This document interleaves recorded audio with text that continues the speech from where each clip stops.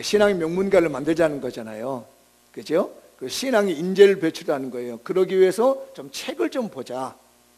우리가 좀 책을 좀 봐야 모델이 생기게 되고 기도가 생기게 되고 성경도 봐야 되지만 성경 외에 다른 책도 좀 봐야 된다는 거죠. 신앙의 명문가를 만들고 신앙의 인재를 만드는데 제가 1월 달에 설교할 때 그 방안을 좀 하나 제시해 드렸죠. 뭘 해야 된다? 신앙의 명문가가 되고 벌써부터 주무시고 계시면 어떡하나 이거 시작도 안 했는데 어려웠나 벌써? 지난주 설교 지금 물어보고 있는 거예요. 여러분들 신앙의 명문가가 되기 위해서 뭘 해야 된다? 예배를 잘 드려야 된다. 대답 좀 해줘요. 예배를 잘 드려야 되죠. 예배에 성공하는 가정이 신앙의 명문가가 되고 예배를 성공하는 사람이 신앙의 인재가 되는 거예요. 그 다음에 또 2월 달에 제가 쭉 말씀드렸죠. 신앙의 명문가가 돼서 뭘 잘해야 된다? 헌금을 잘 드려야 된다. 하나님께 드릴 헌금을 잘 드리면 신앙의 명문가가 되고 신앙의 인재가 된다. 지난주에는 그렇게 하기 위해서 뭘 지켜야 된다? 예수님의 성육신을 닮아야 된다. 하나님이신 예수님이 인간의 몸으로 오셔서 낮아지는 것처럼 우리 믿는 사람들이 예배에 성공하며 헌금에 성공하고 우리 사회에 들어가서 예수님의 모범 따라서 정직하게 소금과 빛의 사명을 잘 감당하고 희생적인 삶을 살아갔을 때 하나님은 그 가정에 관심을 두고 있으며 하나님은 그 사람을 관심을 두고 있다는 것이지요. 그래서 신앙의 윤리를 잘 지켜주시고 신앙의 양심을 잘 지키는 하나님 그 가정이 있다면 하나님 그 가정을 관심을 두고 있는 거예요. 하나님은 그 사람을 관심 있게 두셨다가 하나님이 쓰시는 인재를 만드시고 하나님이 필요할 때는 불러다가 당신의 일꾼으로 쓰신 줄 믿습니다. 여러분의 가문이 하나님께 쓰임받길 바랍니다. 여러분의 집안의 사람들이 하나님께 쓰임받길 바랍니다. 근데 그 중에 제가 오늘은 그렇게 신앙으로 살아왔던 사람들 시리즈, 벌써 3년 전부터 해오던 설교인데요, 작년 재작년 해오던 쭉 신앙 인재 설교를 하다가 올해는 마무리를 치려고 합니다. 올해는 이 3월달 설교로 몇 사람 소개하고 마무리를 짓는 내용인데요, 두 사람을 좀 소개할까 해요. 한번 여러분 읽어보시오. 이 사람이 누구인가? 읽어보죠. 인간은 생각하는 갈대다. 밑에도 읽어보죠. 인간은 자연 가운데서 가장 약한 하나의 갈대에 불과하다. 하지만 그것은 생각하는 갈대이다. 이거 들어보신 분 아멘. 오, 잘 되셨습니다. 근데 이 말을 한 사람이 혹시 누군지 아시나요? 오이구, 이야, 대단하시네요. 맞습니다. 블레이즈 파스칼입니다. 그러니까 인간은 갈대인데 생각하는 갈대라는 얘기예요. 그러니까 하나님이 만드신 인간이라는 게 굉장히 갈대처럼 약하고 흔들리기를 잘한다는 얘기입니다. 갈대가 그거잖아요. 약하고 흔들려. 그런데 불구하고 이 갈대이지만 뭘 할 줄 아느냐면 생각을 할 줄 안다는 얘기예요. 추론할 줄 알고 사고할 줄 아는 생각할 수 있는 존재가 누구냐? 인간이라는 거예요. 근데 이 파스칼은 흔들리는 갈대, 약한 갈대이지만은 그 말을 한 유명한 이 사람이 블레이즈 파스칼인데 이 사람은 프랑스 사람입니다. 집안도 괜찮았던 거, 회계사니까 머리가 좋았잖아요. 아버지가 회계사라서 괜찮은 집안에서 태어납니다. 그런데 이 파스칼이 12살 때 놀라운 일 하나 발견합니다. 신동이라고 하죠. 수학 신동이라고 합니다. 물론 그때 당시는요, 요 1600년도에는 뭐 학문이 구별되지 않았습니다. 뭐 수학이다, 물리학이다, 과학이다 이렇게 명확하게 구분되지 않았는데 요 12살짜리 아이가요, 아마 공부해 보시면 알 겁니다. 이래서 좀 어렵다는 얘기예요. 삼각형의 내각의 합이 180도다. 이거를 12살짜리가 500년 전에 자기 선생님이 가르침을 위해서 배운 것이 아니라 자기가 깨달아 버린 거예요. 이게 알만한 사람 알아듣고 못 알아들으면 그냥 넘어갔어요. 12살짜리가 수학의 원리를 자기 스스로 깨달아 가지고 그거 우리가 배운 겁니다. 지금까지. 그게 12살 때예요. 그런데 이 아이가 23살에 예수 믿는 사람이 됩니다. 이 천재가 말이에요.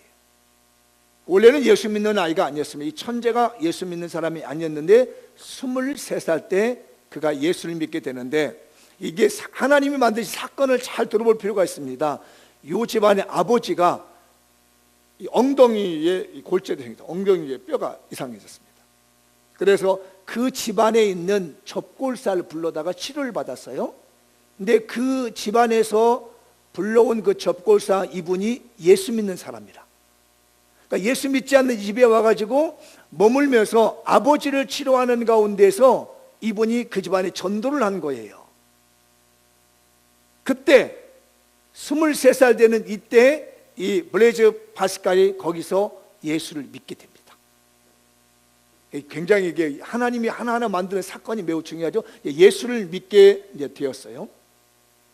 그리고 24살 때 진공의 존재성이라는 걸 물리학에서 나오는 거죠. 진공.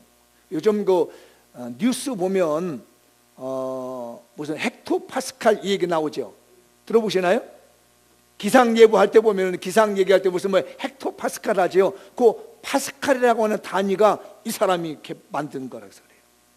이 진공이라고 하는 기상에 대한 우리는 이 지구상의 진공에 대한 걸 발견하니까 그때 파스칼이라고 하는 이 블레이즈 파스칼이라는 사람이 이때 24살 때 발견한 걸 지금도 그 사람 이름을 따가지고 파스칼이라고 단위를 쓰고 있는 겁니다. 자, 뭐 오늘 저녁에 여러분 뉴스 가서 들을 때 한번 들어보세요. 무슨 헥토 파스칼 하면 저 얘기하는구나. 이게 24살 때 이 청년이 예수 믿고 발견한 물리학인 거예요. 기상 물리학. 그러니까 대단한 천재가 지금 23살에 예수를 믿게 됩니다. 그러니까 어릴 때부터 예수를 믿지 않았을지라도 저 청년기 시제에 예수를 받아들이기 시작하면 하나님은 그 청년들을 통해서 신앙의 명문가를 만들어가게 하고 인류를 공헌하게 만드는 신앙의 인재를 만들어가게 되는 거예요. 그런데 이분이 놀라운 일을 합니다. 31살 때가 됐습니다. 어느 날 말 3마리, 4마리 단 사두마차를 타고 가다가 바퀴가 잘못돼서 이 바퀴가 전복됩니다. 마차가. 물론 죽을 만큼의 병은 걸리지 않았는데 심각한 병은 아니지만 사고를 당해가지고 집에서 누워있는데 이때부터 이 과학자가 물리학자, 수학자인 이분이 뭘 연구하냐면 신학을 연구하기 시작한 거예요. 하나님에 대한 과학을 연구해보면 해볼수록 수학을 연구해보면 해볼수록 뭐가 보이냐면 자꾸 그곳에 하나님이 보이기 시작한 거예요, 이분이. 그래서 자기가 좋아하던 수학 밀어치고 물리과학 이런 거 다 내버려 두고 하나님을 향한 학문에 대해서 신학에 빠져들기 시작합니다. 근데 그때 무슨 일이 벌어지냐면 마침 자기 누나의 딸이 조카가 눈에 병이 들었는데 눈에 염증이 생겨가지고 실명되는 병이 걸린 거예요. 눈학염이라고 하는 건가? 그걸 갖다 그런데요. 그런데 이 눈만 실명되는 것이 아니라 뼈까지 이제 썩어 들어간 겁니다. 그런데 파리에서, 프랑스 파리예요, 이 병을 고쳐줄 만한 의사가 없는 겁니다. 요과 의사가. 그래서 다 이제는 이 아이가 실명된다고 여겼는데 이 파스칼의 눈에 뭐가 보이냐면 예수님이 쓰셨던 십자가 위에 쓰셨던 이 가시면류관이 보이는 거예요. 그러더니 이 가시면류관이 자기 조카, 그 조카에 가서 딱 스치는과 동시에 갑자기 이 눈병이 나고 실명되기 이전에 있던 이 조카의 눈이 밝아지게 되더라는 겁니다. 신기한 체험을 하고 난 다음에 그때부터 그가 책을 쓰기 시작합니다. 이 책은 한 권 써야지 해가지고 기획해서 쓴 것이 아니라 생활하다가 연구하다가 떠오른 감동들을 한 구절 한 구절 써가지고 모아놓은 책입니다. 그 책 이름이 혹시 뭔지 아세요? 팡세예요. 팡세. 여러분 혹시 팡세라고 들어보셨나요? 들어보신 분 아멘. 이제 이 동네는 이제 거의 이제 드디어 어려워지기 시작해서 팡세가 뭐야? 뭐 방세야 무슨 팡세야? 팡세라고 하는 것은 파스칼이 쓴 책입니다. 근데 원래 이 책은요, 파스칼이 죽기 전에 출간된 게 아닙니다. 죽은 다음에 여러 사람들이 모아가지고 했는데, 제가 이게 공부를 하면서 느낀 게 뭐냐면 이 유명한 기독교인 그 과학자가 쓴 팡세를 우리 기독교인들 너무 모른다는 거예요. 여기에 뭐가 담겨져 있냐면 예수 안 믿는 사람들의 입장에서 어떻게 하면 예수를 믿게 할 것인가에 대한 구원의 도리를 제시하고 있으며, 자기가 그것을 과학을 묵상하고 연구하다가 어떻게 하면 하나님을 이들에게 가르쳐 줄 것인가, 무신론자에게 어떻게 하나님을 일러줄 것인가를 감동받은 것을 하나하나 써서 올려놓은 책이 팡세라고 하는 책이에요. 눈 좀 뜨셨으면 좋을 것 같은데. 좀 어려운가요? 여기까지 이해되셨나요? 네. 한번 제가 여쭤볼게요. 여러분 팡세 한 번이라도 읽어보신 분? 아멘. 이게 웬일이야? 너무 우리가 세상을 모르고요, 기독교 인문학을 너무 모르는 거예요. 제가 이 팡세를 보다가 너무 감동받은 한 부분이 있어요. 이게 뭐냐면, 그래서 제가 가끔씩 우리 새가족들에게 얘기할 때 한마디씩 하는 거고, 설교시에 가끔 나오는 얘기인데 이런 내용입니다. 얼마나 똑똑하게 천국을 증명해낸 거 한번 보세요. 여러분들도 이거 정신 차리고 한번 들어보세요. 이 파스칼이 팡세라고 하는 이곳에서요, 천국과 지옥을 증명해냅니다. 뭐라고 얘기했냐면, 우리가 살아가는 날 동안에 천국과 지옥이 있다고도 할 수 있고 없다고도 할 수 있다는 얘기예요. 한번 여러분 물어보죠. 천국과 지옥이 있습니까? 우리 교인들이 요즘 이상해졌어. 천국과 지옥도 모르고 사는 거. 다시 한번 물어볼게요. 여러분, 천국과 지옥이 있다는 걸 믿으십니까? 못 믿는 분들에게 하는 얘기입니다. 자기가 살면서 나는 천국이 없다라고 믿고 지옥이 없다라고 사는 사람들은 그렇게 살다가 나중에 죽어서 천국이 있으면 어떡하냐는 얘기예요. 천국이 없고 지옥이 없다라고 살고 있다가 죽었는데 진짜 천국과 지옥이 있으면 어떻게 할 거냐는 얘기예요. 그런데 내가 천국이 있다라고 믿고 지옥이 있다라고 믿고 살았는데 내가 죽었더니 진짜 천국이 없고 지옥이 없다라는 얘기예요. 그래도 나는 손해볼 것 없다는 얘기입니다. 그러죠? 위대한 물리학자 철학자의 사고예요. 내가 천국이 있다라고 믿고 지옥을 있다라고 믿었는데 막상 죽었더니 천국과 지옥이 없더라. 그래도 내가 살아가는 날 동안에 천국을 소망했고 지옥 안 가려고 바르게 살았고 하나님 말씀대로 살았기 때문에 죽어서 손해볼 날이 하나도 없다는 얘기입니다. 그러나 천국은 진짜 있다. 어떻게 할 거냐는 얘기예요. 정말 그 부분을 읽는데요, 가슴이 뭉클해지더라고요.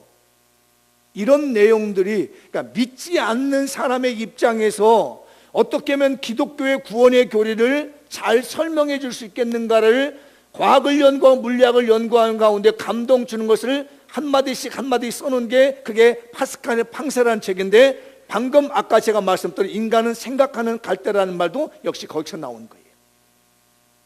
인간은 매우 미약한 존재이지만은 하나님께서 우리에게 뭘 주셨냐? 생각할 수 있도록 주셨다는 겁니다. 가만히 들여다보면 그가 물리학자인가 과학자인가 같았지만 하나님을 잘 섬기는 신앙인이었다는 것을 알 수 있는 거죠. 여러분의 집안에 이런 인재가 나오길 바랍니다. 저는 그래서요, 이번 무슨 작업을 했냐면, 어떻게 하면 역사에 묻혀져 있는 우리 신앙의 위인들, 그냥 일반 학문에서 말하고 있는, 학교 공교육에서 말하고 있는 그냥 보편적인 위인이 아니라 묻혀버린 기독교의 인재들이 하나님의 인재들을 얼마나 발굴해내느냐는 것이 저의 설교의 목적이었어요. 그래서 우리 교인들이 그런 인재가 되었으면 좋겠고, 그런 가문들이 우리 교회에서 많이 배출되기를 저는 소망하고 있는 겁니다. 여러분들이 그 가문에 선택되길 바라며 여러분의 후손들이 그 가문의 후손으로 선택되기를 축원합니다. 그런데 안타깝게도 이분이요, 39세에 짧은 인생을 하고 하나님의 부름을 받습니다. 나중에는 누나 집에서 쓸쓸히 죽습니다. 최고의 천재인 물리학자이고 수학자였던 이 블레이즈 파스칼이 39살 젊은 나이에 가버리는 것이 우리 인류에게는 좀 아쉬운 점이 있습니다. 그러나 그는 23살에 예수 믿고 독실하게 자기 학문을 통해서 하나님을 발견하게 만들고 하나님을 전달하려고 했던 위대한 신앙인이었다는 점 우리는 기억하고, 우리 집안에도 이런 인재가 나왔으면 좋겠다는 꿈을 가져보기 바랍니다. 아직 늦지 않았습니다. 23살 했기 때문에 여러분의 자녀들 아직 늦지 않았고요, 여러분의 가문도 늦지 않았습니다. 이것도 한번 읽어볼까요? 떨어지는 사과를 보고 만유인력의 법칙에 영감을 얻다. 혹시 누구죠? 그래도 이거는 몇 사람이 더 아는군요. 아이작 뉴턴. 그 밑에 한번 읽어볼까요? 성경은 가장 뛰어난 철학자이자 진리이다. 나는 무엇보다도 성경에서 확실한 증거를 발견한다. 이게 아이작 뉴턴이 말한 내용입니다. 아이작 뉴턴은요, 영국 사람입니다. 아까는 프랑스 사람이었죠. 근데 이분이 태어난 데는 참 불쌍하게 태어났더라고요. 아버지가 문맹이었습니다. 글을 모르는 분이었고요, 굉장히 폭력적이었습니다. 그런데 아버지가 이 아이작 뉴턴이 태어나기 3개월 전에 아버지가 돌아가셔 버립니다. 그래가지고 어머니가 아이를 낳는데 성탄절날 조산을 해요. 그래서 사람들이 걱정을 했습니다. 저렇게 비리비리하게 태어난 아이가 자라날 수 있을까? 제대로 성장할 수 있을까라고 아이를 굉장히 염려했었습니다. 그런데 더 안타까웠던 것은요, 이 어머니가, 아버지가 죽고 난 다음에 여기 나온 대로 이 아이작 뉴턴이 3살 되던 해에 재혼해버립니다. 그러면서 그 아들을 3살 된 아이를 갖다가 친정집에 맡겨놓고 재혼을 했어요. 그것에 대해서 아버지에 대한 적대감, 양아버지에 대한 적대감이 너무 심해가지고 말입니다, 견딜 수가 없었습니다. 그가 쓴 19살에 썼던 일기 속에 아버지에 대한 적대감이 굉장히 심했다고 하는 기록들이 있더라고요. 어릴 때부터 불우하게 자라나고요, 제대로 먹지도 못하고요, 가정 환경도 좋지 못했는데 놀랍게도 이 뉴턴은 어릴 때부터 예수를 잘 믿는 아이였습니다. 그런데 그가 23살 되던 해입니다.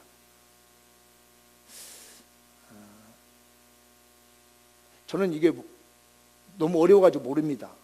이항 정리를 했습니다. 혹시 여러분 이항 정리 잘 하신 분 있나요? 저도 이게 수학 공식, 이게 뭐야 도대체. 제가 오늘 설교 준비하다가 이거 이항 정리한 거 풀어보려다가 아이고 나 이러다가 설교 못할 것 같아. 그리고 그냥 이항 정리 수학 공식 그냥 접었거든요. 혹시 이항 정리 이 수학 공식 잘 하신 분 있나요? 눈빛 보니까 저나 여러분이나. 이게 23살 때 정리한 내용도 지금도 풀기가 어렵습니다. 그런데 23살에 그때 영국에 뭐가 들어왔냐면 그 페스타르 흑사병이 들었습니다. 전염병이 돈 거예요. 그래서 자기가 다니고 있는 그 대학이 폐교가 됩니다. 옥스포드 대학교죠, 영국의 유명한 대학인데 폐교가 되고 난 다음에 자기 고향으로 내려가요.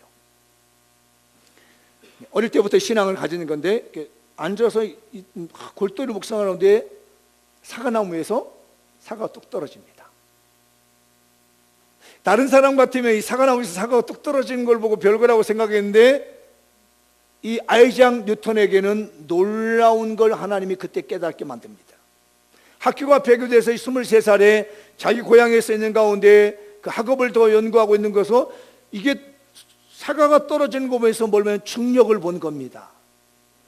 지구의 중력과 달의 중력이 어떤 걸 이렇게 사과 크기에 따라서 떨어지는 속도가 달라지게 된다면 여기서 뭔가 이 지구의 중력이 있지 않게 돼서 그때 아이들의 영감을 얻은 것이 우리가 잘 알고 있는 만유인력 법칙이라고 하는 아이들을 23살에 얻게 되죠.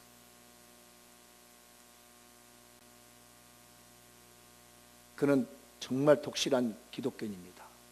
근데 제가 자료를 준비하다가 좀 아쉬운 게 뭐냐면 이분이 삼위일체를 부정했다는 기록이 있어서 좀 걱정이 됩니다. 만약 그다음에 큰 문제거든요. 근데 이 분이 과학을 연구하다가 세상의 이치를 연구하다가 하나님을 본 거예요. 자연 만물 속에 역사하신 하나님이 계시네? 그러다가 성경을 연구했는데 요한계시록하고요 다니엘서를 50년간 연구했습니다. 안 놀라시는군요. 여러분 50년간을 요한계시록과 다니엘을 이 과학자가 연구한 거예요. 그러고 난 다음에 45세가 되던 해에 유명한 책을 발표합니다. 혹시 여러분들 이 책 읽어보셨는지 모르겠어요. 저는 읽어보지 못하고 이 설교 준비하다가 이거 읽고 해야 되는데 못 읽었습니다. 아마 이제 설교 끝나고 나면 한번 읽어보고 싶은 책인데요, 프린키피아라는 책을 나옵니다. 이 책은 어떤 책이냐면요, 자연과학을 수학으로 설명한 책이랍니다. 알아들으신 분은 알아들으시고 못 알아보면 그냥 살짝 넘기면 돼요. 그런데 이 책 속에 그가 고백한 내용이 있습니다. 과학서적이에요. 근데 과학서적에다가 하나님 얘기를 합니다. 신앙 간증을 하고 있는 거예요. 그 밑에 부분, 보락색 부분이 있죠. 읽어보죠. 이 우주를 이루는 아름다운 천체는 모든 하나님의 뜻과 보살핌으로 질서를 유지하고 있는 것이다. 그 과학 얘기하면서 뭘 발견해요? 하나님을 발견하고 있는 거예요. 이 책에다가요, 과학서적에다가 하나님의 경외심을 설명하고 있는 겁니다. 이게 세 권으로 되어 있더라고요. 프린키피아라는 책이. 이 과학서적인데 하나님을 증명하는 삶을 산 것이 뉴턴이에요. 그래서 그 책이 나오고 난 다음에 제자들이 모인 사람이 막 이 뉴턴을 칭찬합니다. 이게 그리스도인의 자세거든요. 그때 누군가 올려놓은 글이 있더라고요. 그래서 제가 따왔어요, 인터넷에서. 그거 읽어보죠. 시작. 다들 저를 위대한 과학자라고 부르지만 그것은 틀린 이야기입니다. 저는 오직 하나님의 뜻을 찾아 나섰을 뿐입니다. 제가 발견한 것은 하나님이 창조하신 드넓은 바닷가에서 작은 모래알 하나를 주워든 것에 불과합니다. 지금도요, 물리학을 하는 사람들 이건요, 기본으로 보고 있는 프린키피아라는 책이거든요. 지금 500년이 지났는데도 그걸요, 명제로 쳐주고 있습니다. 근데 그 위대한 물리학의 기초를 썼던 이 아이작 뉴턴이 뭐라고 하냐면, 하나님이 만들어 오는 바닷가에서 나는 모래 하나 집을 정도밖에 한 학문이 아닙니다. 근데 어느 곳에서는 이걸 모래에 대한 조개껍질이라고 얘기를 하죠. 저는 옛날에 기억하기를 조개껍질 하나 주워 들고 있다라고만 기억하고 있었습니다. 근데 어떤 분은 이거를 더 작게 표현해가지고 모래알 하나 들고 있다고 생각합니다. 자기가 발견한 과학의 원리, 이게 바닷가에서, 수많은 바닷가에서 모래알 하나 집을 정도로의 작은 것이라고 얘기를 합니다. 그게 겸손이죠. 그 어마어마한 것을 깨달았음에도 불구하고 하나님 앞에서 하나님의 창조의 뜻을 발견하고자 했었던 작은 것에 불과하다라고 얘기를 하는 거죠. 그러다가 84세에 하나님의 부름을 받습니다. 그리고 마지막 남긴 말입니다. 이것도 한번 읽어보도록 하죠. 시작. 가장 극치의 철학이 되려면 하나님의 성경으로 돌아가야 된다. 세속 역사의 어디서도 성경만큼 믿을 만한 것을 찾을 수 없다. 이게 최고의 과학자가 말합니다. 조금 아는 분들을 위해서 최고의 과학자가, 물리학자가 아르키메데스라고 얘기합니다. 여러분 아인슈타인이라고 들어보셨나요? 아인슈타인과 아르키메데스의 중간에서 가장 똑똑하고 위대한 과학자가 누구냐? 아이작 뉴턴이라고 합니다. 근데 그가 신실한 하나님을 믿은 자요, 그가 성경을 연구해서 성경 속에서 하나님을 찾고자 했고 하나님을 증명하고자 했던 그런 놀라운 신앙의 위인이었습니다. 그런 것처럼 저는 바랍니다. 아이작 뉴턴 같이 신앙이 있는 집안의 인재들이 우리 교회에 있기를 바라고 여러분의 가문에 있기를 바랍니다. 자기의 학문 속에서 하나님을 찾아내고 자기의 학문 속에서 하나님을 경외하는 신앙을 심어주고 자기의 삶에서 하나님의 이름을 드러내고 내가 살아가는 그 직업에서 하나님의 이름을 드러낼 수 있는 신앙의 명문가가 우리 교회에서 많이 배출되길 바라고 우리의 신앙의 후손들에게서 이런 인재가 많이 나오길 바랍니다. 저는 500년을 두고 씨를 뿌리고 있는 겁니다. 지금 당장이 아닐지라도 지금 씨를 뿌려서 여러분의 집안에서 이렇게 하나님을 발견해낼 수 있는 신령한 많은 인재가 나올 줄 저는 확신합니다. 오늘 말씀을 한번 이제 크게 읽어보죠. 시작. 물을 보며 창조주 하나님을 발견합시다. 하나님의 섭리와 절대 주권을 경외합시다. 한 번만 더 읽어보죠. 시작. 우주 만물을 보며 창조주 하나님을 발견해야 되고 하나님의 섭리와 절대 주권에 대해서 경외심을 갖자. 이건 제가 정리한 내용이에요. 오늘 본문 말씀을 보면서요. 오늘 예레미야의 말씀을 보면요, 어떤 내용이냐면 이스라엘 백성들이 바벨론에 멸망하기 직전에 나라가 무너지니까 나라 멸망시키지 말자라고 하면서 유대인들에게 외치는 말씀이 오늘 지금 예레미야 10장의 말씀이에요. 그런데 예레미야 애가는 이렇게 예레미야가 말씀을 전했음에도 불구하고 불순종하고 말 안 듣다가 멸망한 걸 보고 통곡하는 내용이 예레미야 애가인 거예요. 그 중에 이 예레미야가 오늘 제가 2명의 물리학자를 소개를 했는데요, 그런 세계를 예레미야가 지금부터 한 2500년 전에 보고 얘기를 하는 겁니다. 그게 오늘 본문의 내용이거든요. 예레미야 본 하나님의 물리학인데 오늘 12절 한번 읽어볼까요? 여호와께서 권능으로 땅을 창조한 거예요. 그 다음에 그의 지혜로 세계를 세우셨고 그의 명철로 하늘을 펴셨다. 하나님께서요, 당신의 창조적인 능력으로 땅을 만드시고 하늘을 만드신 창조 역사를 보여주고 있는 거거든요. 하늘과 땅. 그런데 거기에 13절에 이제 그 하나님 오늘 배웠던 그 과학 얘기가 나옵니다. 읽어보죠. 그가 목소리를 내신즉 하늘에 많은 물이 생겼다. 보세요. 목소리를 냈더니 하늘에 뭐가 생겨요? 많은 물이 생겼습니다. 여러분 상상이 되나요? 하나님이 목소리를 냈더니 하늘에 물이 생겼습니까? 이게 뭡니까? 에? 구름. 또 목소리는 천둥. 아우 좋아요. 예레미야는요, 우리가 말하는 과학을요 시로 표현하고 있는 겁니다. 자, 구름과 구름이 딱 부딪히면서 뭐가 나죠? 번개 소리 나는 거예요. 그러니까 이걸 반대로 얘기하는 거거든요. 예레미야는요, 하나님이 소리를 내기 때문에 구름과 구름 하늘에 물이 생기더라는 얘기예요. 그러니까 비구름이 생기면 비구름이 부딪히면서 거기에 번개가 나고 소리가 우레가 소리가 나는 거잖아요. 그걸 보고 말하려면은 하나님이 목소리를 냈더니 구름들이 몰려와서 하늘에 물이 생기더라는 얘기입니다. 이건 놀라운 우주과학이거든요. 기상과학이에요. 그 다음에 어떻게 돼요? 그는 땅끝에서 구름을 오르게 하신다. 여러분, 구름이 비구름이 어떻게 와요? 그냥 생기나요? 가마보 어디서 몰려오잖아요. 새카맣게. 그거 보셨어요? 예. 구름이 그 자리에서 새카만 먹구름이 생기는 것이 아니라 어디서 오는지 밀려오더란 말이에요. 그거를 예레미야는 뭐라고 하냐면 땅끝에서부터 하나님이 이 비구름을 몰아오시더라는 얘기예요. 그러더니 뭐라고 그래요? 비를 위하여 번개치게 하시며 그 곳간에서 바람을 내신다. 비바람이잖아요. 비를 위하여 번개치는 거잖아요. 아까 말씀드렸죠. 구름과 구름이 딱 부딪히면서 번개를 빠바바박 친단 말이에요.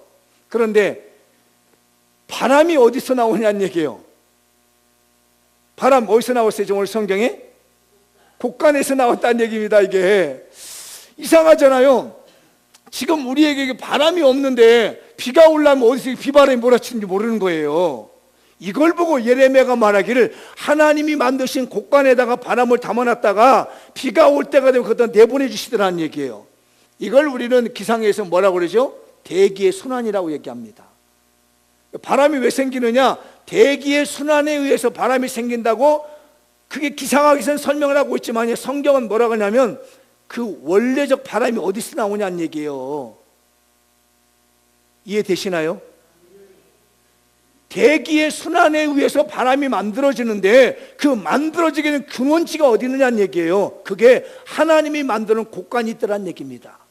그 곳간을 갖다가 하나님이 능력으로 쫙 열으시니까 그 대기의 순환이라고 표현하고 있는 우리 과학에서 말 표현하는 이 바람이 하나님이 만들어 곳간에 담겨있다가 쫙 밀려와가지고 그게 비바람이 되더라는 얘기예요. 놀라운 물리학이거든요. 그러니까 예레미야 선지자가 시적으로 표현했지만 말이에요, 이런 하나님의 기상학을 통해서 뭘 발견하게 만드시냐면 하나님이 창조주이시며 하나님의 능력이 있으신 분이시며 하나님이 온 우주 만물을 다스리시며 우리의 인생을 계획하시며 우리의 삶을 하나하나 인도하고 계신다는 걸 가르쳐주고 있다는 얘기예요. 이 정도면 아멘 나와 주셔야 되는데, 응? 그런데 타락한 인간이 웃음꼴 만들더란 얘기입니다. 이 과학을 이용해서 이상한 짓 하더란 얘기예요. 읽어볼까요? 사람마다 어리석고 무식하도다. 이야, 제가 성경에서 이 무식한 것들아 그러더라고요. 네? 하나님이 기상과학을 만드시고 물리학을 다 만드셔서 보여주고자 했었던 것이 하나님의 존재를 알게 만드시고 하나님을 경외하게 만드시고 내 인생을 하나님이 다 주관하고 계시는 거를 알게 만들어놨는데 이 무식한 것들이 그렇게 하지 않더라는 얘기예요. 그런데 어떤 무식한 일을 했느냐? 목사님이 또 무식하다는 말 하니까 나 무식하다고 또 욕하는 거 아니야? 오해하지 마세요. 그 다음 절 읽어봐요. 시작. 은장이가 뭔지 아세요? 은 가지고 우상을 만드는 사람들인 거예요. 은장이. 아시겠죠? 돌 가지고 뭘 만드는 사람 뭐라고 그래요? 석수쟁이라고 그러잖아요. 아시겠죠? 그러니까 은을 가지고 물건을 만들어서 그걸 이제 우상 숭배한다는 얘기예요. 자, 은장이마다 시작. 자기의 조각한 신상으로 말미암아 수치를 당하나니 이는 그가 부어 만든 우상은 거짓 것이요 그 속에 생기가 없음이로다.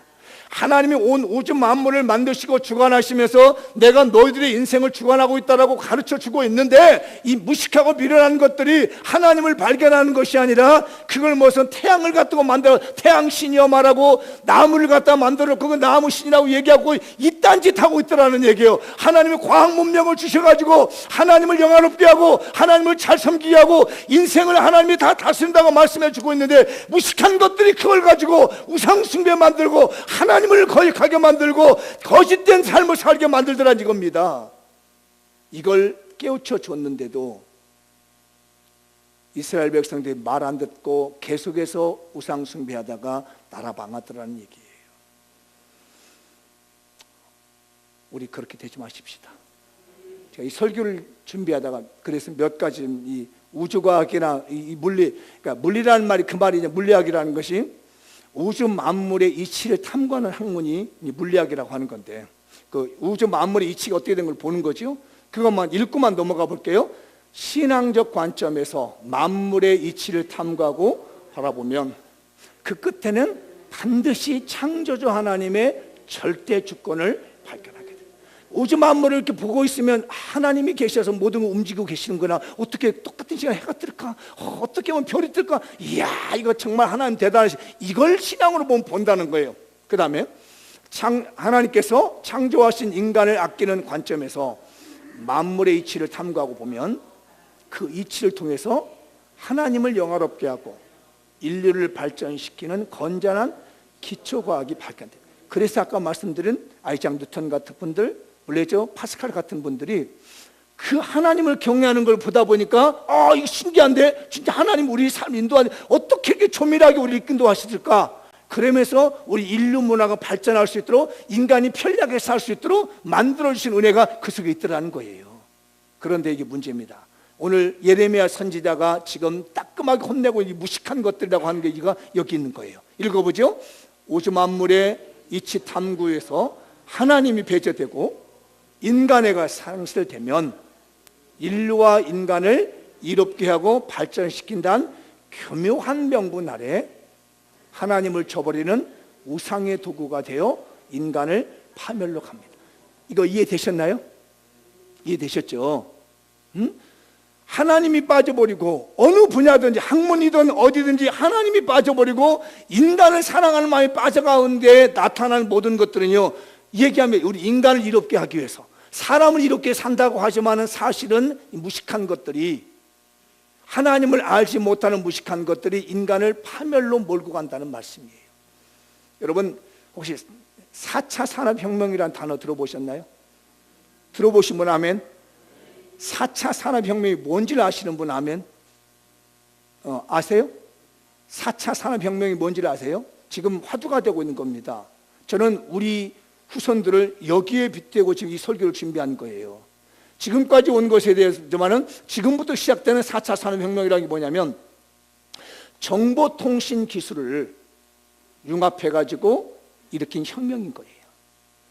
그것 중에 제가 제일 쉽게 이해할 수 있는 게 뭐냐면 저는 스마트폰입니다. 정보통신 기술을 융합해가지고 혁명을 일으킨 거거든요. 이 정보통신을 가지고 혁명을 일으킨 중에 4차 산업혁명이라면 세 가지 조건이 있는 겁니다. 하나는 물리학이 들어가는 거예요. 하나는 생물학이 들어가는 겁니다. 하나는 디지털 세계가 들어갑니다. 그걸 하나로 통합시켜서 빅데이터라고 하는 걸 만드는 거예요. 빅데이터를 기반으로 해가지고 산업이나 경제나 여러 분야에서 새로운 기술을 만들어주는 것이 4차 산업혁명이라는 건데요. 그게 스마트폰이 아주 대표적인 겁니다. 제 스마트폰에는요 생체 인식을 합니다. 제가 이 상태, 누가 또 이렇게 봤더니 목사님은 아직도 사모님 얼굴을 넣어가지고 다니시네 그러더라고요. 아직도 그대는 내 사랑 그랬어요. 이렇게 있는 제 스마트폰을 여는 데는요 간단합니다. 제 지문만 대면 열립니다. 또 간단합니다. 제가 이거 열기 위해서 제 얼굴 갖다가 대면은 얘가 그냥 열립니다. 홍채 인식을 한다는 얘기죠. 제 눈의 홍채를 여기다 인식해 놨기 때문에 그냥 스마트폰이 자동으로 풀립니다. 제 지문을 여기다 넣어놨기 때문에요 얘는 자동으로 인식을 합니다. 왜? 이 안에 데이터가 들어가 있는 거거든요. 제 홍채라고 하는 데이터가 들어있고요 제 지문이랑이 들어가 있습니다. 근데 더 무서운 건 이게 어느 나라 어느 곳에 다 저장되고 있다는 사실이에요. 스마트폰에만 있는 것이 아니라요 유명한 포털 사이트, 전 세계를 뚫고 있는 구보라고 하는 그런 사이트에 있는 곳이 제 정보가 이미 다 들어가 있습니다.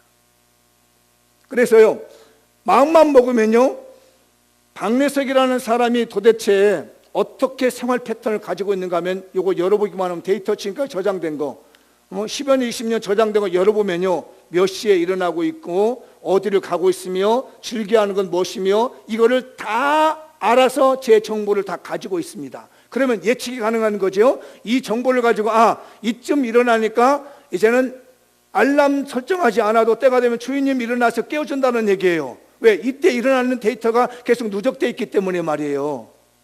저는요 이 스마트폰 가지고 제 자동차 열고 닫을 수 있으면 여기서도요 시동도 켤 수 있습니다. 제가 저희 집에는 에어컨을 이거 가지고 해보려고 했는데 그건 아직 연동해야 되는 사람들도 있습니다. 가만히 있어도 이거 하나만 가지고 말이에요 모든 정보를 오고 갈 수 있고 모든 것들을 주고받을 수 있으며 예측이 가능하게 되고 없는 데이터도 만들어내게 되는 것이 4차 산업혁명의 기본이에요. 이거는 다른 게 아닙니다. 어떻게 하면 인간을 편리하게 해줄 것인가, 인간의 삶을 윤택하게 해줄 것인가 라고 하는 목적을 가지고 있지만 자칫 잘못하면 여기에 하나님이 빠지면 큰일 납니다. 저는 개인적으로 스마트폰이 나오면서 설교 준비가 너무 용이해졌습니다. 예전 같으면요 아시다시피 제 서재실에 가면 몇 권의 책이 이렇게 주석이나 몇 권의 수십 권의 수백 권의 책이 있습니다. 그런데 그 많은 평수를 차지하고 있는 책이 저는 이 손 안에 들어있습니다. 지금은요 예전에는 서재에 가서 책을 봐야 될 지금은 길거리 가면서도 필요할 때 여기 있는 책을 들여다봅니다. 저는 새벽 기도를 준비하기 위해서 책을 갖다 여기다 놓고 봐야만 했지만 이제는 그럴 필요가 없습니다. 그 많은 분량, 더 많은 분량의 책을 여기다 넣어가지고 새벽 기도하기 전에 성경을 보기 전에 그 책을 보고 제가 여러분의 설교를 하게 되는 겁니다. 그래서 역동적이 되었고 더 많은 지식을 전달하게 되었고 더 많은 은혜를 전달하게 되었고 하나님과 나와의 관계도 더 깊어지게 되어 있습니다. 근데 이 무식한 것들이 하나님 없이 이걸 쓰다 보니까 하나님을 멀리하게 되어버렸고요 자연 만물을 통해서 하나님을 발견하는 것이 아니라요 하나님을 대적하게 되었고 말입니다. 어떻게 하실 겁니까 여러분들? 여러분들은 지금 하나님께서 주시는 문명의 혜택이라는 거, 4차 산업혁명이라는 이 놀라운 은혜의 축복을 받는 것을 어디다 쓰고 있습니까? 그곳에서 하나님이 발견됩니까? 그곳에서 하나님의 주권이 발견됩니까? 그곳에 하나님의 창조주 하나님이 발견됩니까? 이거 우리가 봐야 됩니다. 인간은 생각하는 갈대입니다. 유약합니다. 이렇게 흔들리면 저렇게 흔들리고요, 저렇게 흔들리지만은 하나님께서 우리에게 생각이라는 걸 주셨어요. 하나님을 생각하게 만드셨고, 하나님을 경배하게 만드셨고, 이 모든 만물의 문명을 통해서 하나님을 영화롭게 할 것이고, 모든 만물 하나님을 주관하신다는 걸 가르쳐주고 싶은데, 이 무식한 것들이 하나님을 저버리게 되고, 이걸 우상을 만들어가지고 자기를 파멸로 몰고 가게 되는 일들이 지금 벌어지고 있는 것이란 말이에요. 우리 교회가 하나님께 쓰임받는 명문가가 됐으면 좋겠습니다. 머리만 좋은 것이 아니라, 머리만 똑똑한 것에서 우리를 무식하게 하나님을 하나님을 버리고 파멸로 몰고 가는 머리 좋은 사람이 아니라, 천재적인 머리를 가지고 하나님을 드러내게 만드시며, 하나님의 이름을 드러내게 만들며, 하나님의 계획을 발견하게 만들 수 있는 그런 신앙의 인재가 우리 교회에서 배출되어야 되겠고, 여러분의 가문이 그런 신앙의 가문이 되길 바랍니다. 제발 무식한 일 하지 않도록 기도하십시다. 머리는 똑똑한데 이게 사람 문명을 망가뜨리고 하나님을 망가뜨리는 일을, 신앙을 망가뜨리는 일이 되지 않도록 우리는 천절히 기도해야 될 것입니다. 마무리를 한번 지어보도록 하죠. 읽어봅시다. 시작.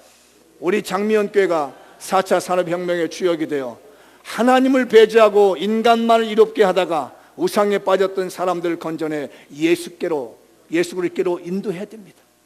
우리가 할 일이 있습니다. 하나님께로 인도하는 일을 해야 됩니다. 선두적인 역할을 감당해서 머리만 좋은 것이 아니라 하나님을 발견해서 예수님에게로 그 인생들을 이끌어낼 수 있는 신앙의 리더가 되어야 되겠고, 신앙의 인재가 될 수 있어야 되겠습니다. 다음 한번 보도록 하시죠. 우리 장미연교회는 우주 만물을 하나님의 절대 주권에 냈으며, 인간은 하나님을 영화롭게 하도록 존재한다는 철저한 기독교 신앙을 세워야 되겠습니다. 이 모든 만물이 하나님을 영화롭게 있다는 거예요. 자연과학이나 물리학이나 모든 분야가 다 하나님을 영화롭게 하고 있다는 걸 잊어버리지 말아야 되겠습니다. 시작.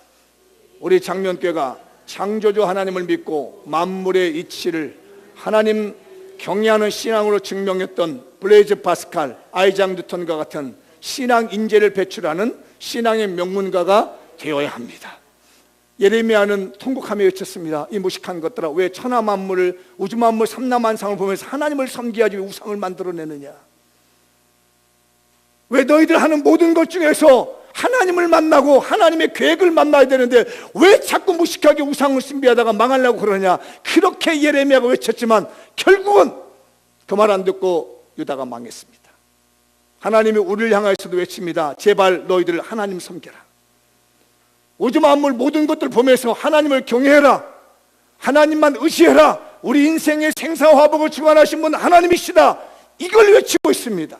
제발 이 학문이 문명이 우상이 되어서 우리를 파멸로 몰고 가지 않도록 여러분의 집안에 깨어있길 바라고, 우리 교회가 깨어있길 바라고, 여러분 후손들이 깨어나기를 주님의 이름으로 축복합니다. 다 같이 일어나서